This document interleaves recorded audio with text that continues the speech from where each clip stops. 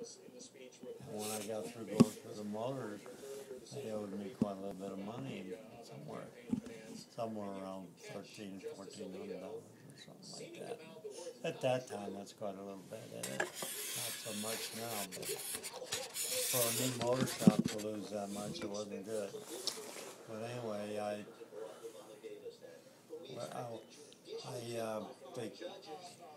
he tried to give me stock in the bit. Well, he did give me some of the stock. What's his name? Which, when it finally got going, I would have come out of it. Sparky Johnson. Yeah. They're starting a pellet business. He had another guy with him. I can't think of his name.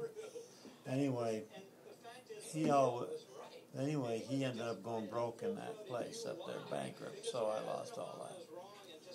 So then he moves up to Roberts and buys.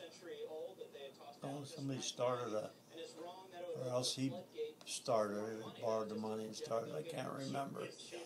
No, there was somebody that was running it before him, and he bought it. It had gone broke or something. The guy didn't make enough or something. He'd end up buying it from him and wanted to run a pellet mill there, which he was doing. He was putting out pellets. Pellets for stoves? Pellets for feed pellets. Oh, okay. Feed pellets.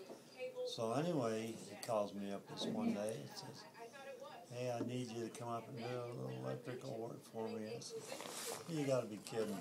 I said, "After you beat me out of that money up there, I'm not taking no chances on you." He says, well, what can I do to get you to do this job? I said, well, one way you could do it is as soon as I got through with the job, you can pay me the cash for what I've done.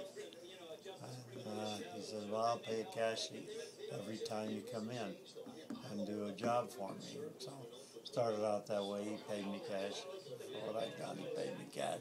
I'd done several jobs for him. And this one day he brings this big motor in the motor shop and has it all fixed, and it came in a little over $100 to fix it, bearings or whatever. And so he's come in to get it, and he says, told me he wanted the motor, and I said, well, that's fine. It's $100 and something. Well, I don't have the money right now. He says, but as soon as I get that on, get my mill going and everything, I'll be able to pay you. And I says, no, I told you when I started this working for you that it's cash deal. And he said, oh, it's going to break me if I don't get that. And I says, hey, if $100 is going to break you, I ain't going to gamble on it. You go to the bank, go anywhere. Go to your friends, borrow $100, whatever. I ain't taking If $100 is teeter-tottering you, then I'm not going to be betting on that deal, huh? Yeah, so I thought, that's not going to be me. So anyway, time went on, and he had to go under. Either that ran him under or something else ran him under. Because I didn't give him his motor, and he didn't ever pay for it. So anyway, a few years went by, I think. He says, he stops me along the highway. He says, you son of a bitch, you cost me my business. I says, I didn't. I says, I told you the deal. I says, I couldn't afford to give you that thing free. I said,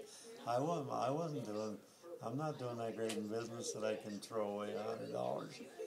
And he says, well, he says, let's see how was it. He says, no, you answer it. Anyway, that's when he swore or something and said son of a bitch or something and said, let's go up on it and have this out, let's have this out. And I says, okay. I says, okay, let's go. And I start out, and I got to thinking, I don't know if he's a little older than me now. I don't know if I ought to get in the fight with the guy.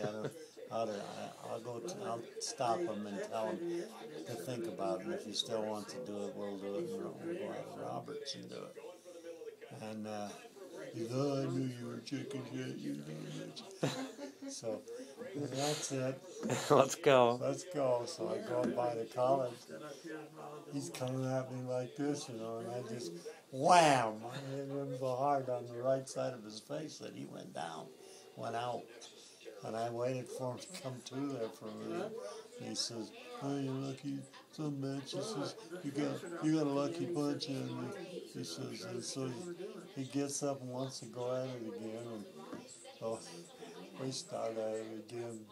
And I just block his stupid punch and wham him again right in the same spot, and down he goes. Knocks him So out I of knocked there. him out twice, and I had to wait for him to come to. And he said, "Well, I guess you can whip me." He says, "I didn't think you could." He said, "Next time I see you, I guess it'll be in court." And I said, "Yeah, that's fine. I just got in my rig and left."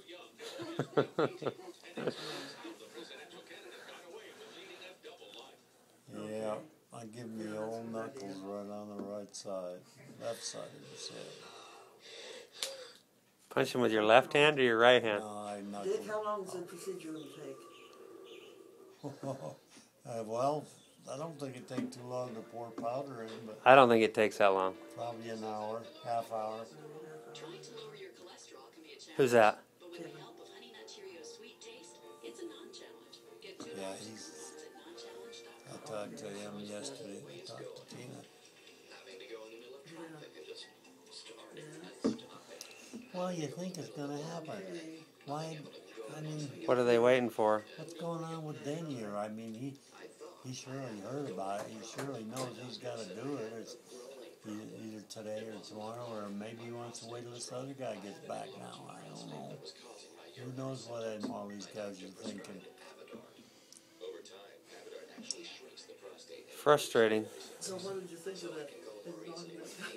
That Sunday? Who else did you have to do that to? Boyd Levine. When he shot our cat. Did you hear about that one? I knew that somebody had shot your cat sitting up on the fence. Looks so And I went around town looking for him. Well, the kids come and said they found it, right? How did you find out about it?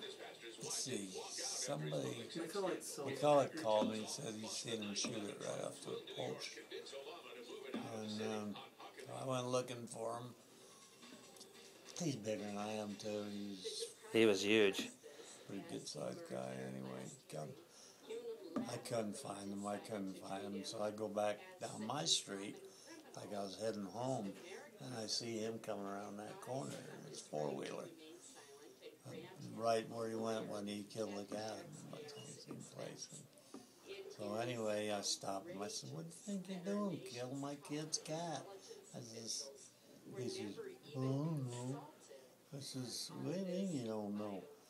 And I don't remember how the conversation went, but I says, "You son of a bitch." And I says, "Come on," "Come on out and let's have this out." Anyway, I was trying to drag him out of the truck, and he's hanging out on the steering wheel like crazy. And so then I just hauled off and bashed him right there. And I hit him a couple of times. Anyway, then he takes off and goes down the road and goes over to Jackson Auto and says, "Where the hell you been? Looks like you seen a ghost." You thought you did too. If Furls had got after you. Anyway, they started calling me Ingemar. Then Ingemar Johansson was one of the boxers that was in first place about that time. And they started calling me Ingemar. Kramer, he called me Ingy for short. Ingy. Who else was calling you that? Harold Kramer. Harold Kramer he was started it, and then he shortened it by calling me Ingy.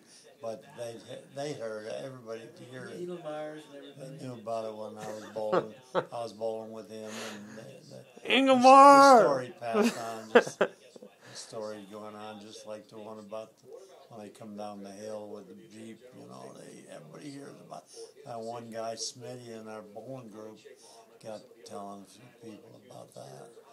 Yeah. I thought he was a dead man. No, he was telling us about it too.